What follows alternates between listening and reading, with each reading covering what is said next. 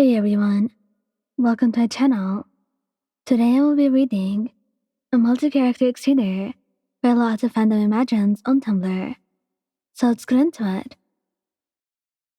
Gojo. This man. I know you've all been waiting for this one.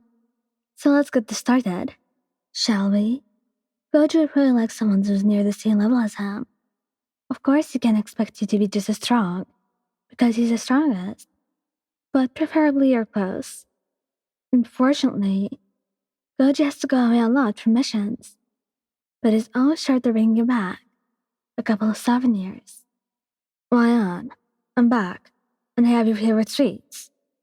His life could be pretty busy because of teaching, meetings, and missions, but when you do get time together, he's so affectionate. Cuddling with you at night is one of his favorite things to do. It makes his existence seem less crazy and chaotic. Nothing comforts him more than you. When you run your fingers through his hair, so you make a habit of doing that after he has had a rough day. Something else that Gojo likes to do with you is to go sightseeing. So whenever he has free time, he's taking you on a little adventure. I heard of this nice place, right outside Tokyo. We should go. Buying gifts for Satoru is never difficult. You get him any kind of sweets, and he's the happiest man in the world. This guy is super tall, by the way. Expect mini forehead top of the head kisses. Before you ask, yes, you get freaky with his blindfold. It drives Gojo crazy whenever he sees you wearing it. PDA is something Satoru is never against, and he's not afraid to kiss you in front of students. He really does not know how to behave. But his students love you though. Don't worry. Your boyfriend says he sees. So he loves how flustered you still get whenever you see his eyes. Put those away. My eyes? Yes, cover them up. Okay, but time to get a little more serious. Even if you're super tough, he still worries about you quite a bit. He won't voice it often, but don't you ever doubt that he'd be willing to let you kill someone for you. The sisters know damn well not to mess with you, because if they did, Gojo would not hesitate for a second and murder them all. Satoru does not keep his goals for a future a secret from you. He tells you all about how you want to take the entire system down. Well, I'll be right by your side when you rebel the world, Satoru. I know you will. That's why I chose you. Megumi. Where did I start with Fushiguro? Firstly, I don't think he would mind if you're a sorcerer or not. You could be someone he met before he went to high school, or a student he met there. Either way, just know that this guy absolutely sucks at expressing his emotions. Seriously, it's like pulling teeth trying to get him to open up. Megumi would definitely like a partner who is able to sit comfortably with him in silence. With this in mind, verbal communication isn't really his thing. He tries his best, but he would much rather show you how he feels about you. What's this? Oh, I got that book for you. I remember you mentioning that you wanted to hear it. He's a very good listener, and Megumi remembers almost every word you say to him. Not only that, but he's observant and tentative. Most of the time, he can tell what you're thinking or what you may need without you having to say it. And he's always sure to make sure he gets you whatever you require. PDA is something he does not quite participate in.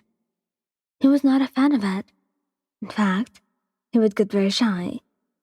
If you were to kiss him in front of others, he would get very flustered. Behind closed doors, however, he's very soft and gentle with you. He loves to cuddle and place soft kisses on your forehead and shoulders. He's like a small little cat. It's adorable.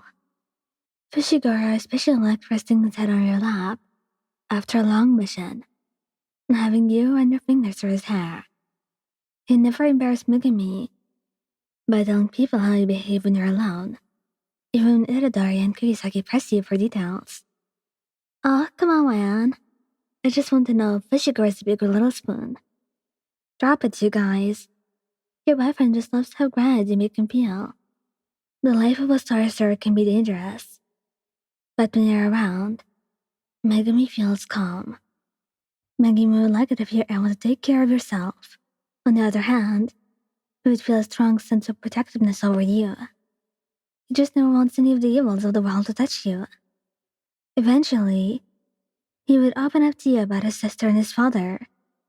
That's a big step in your relationship.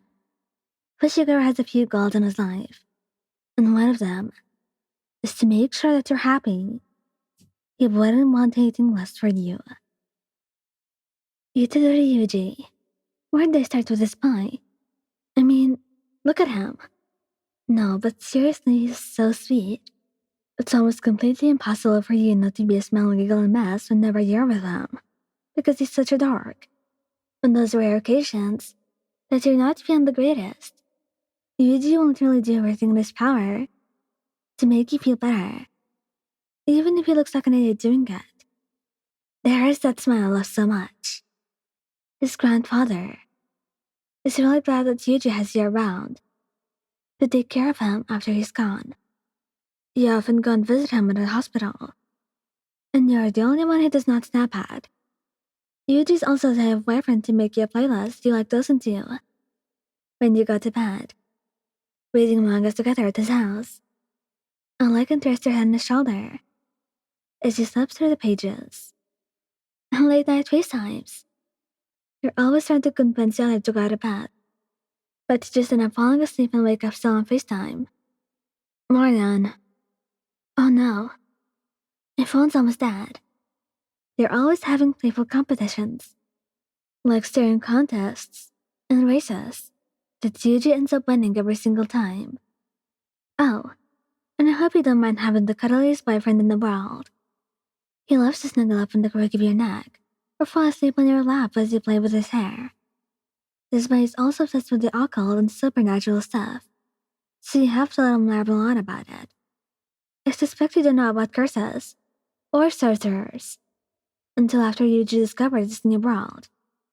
He's not the type to hide anything from you or lie about Sukuna. He'd be very straight up, and of course you're shocked. But you promise him that this does not change anything. This doesn't freak you out at all. Of course it does. I also have a million questions about why you thought smelling a freaky finger was a good idea. But I still love you, Yuji. When Yuji has to move to Tokyo to attend his new school, you're sad. But don't you worry.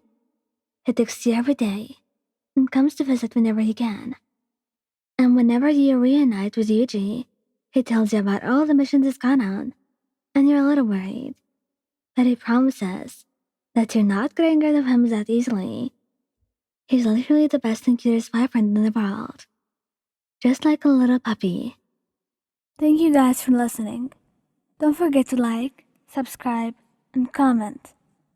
I hope you enjoyed listening to this as much as I did making it. Anyway, goodbye.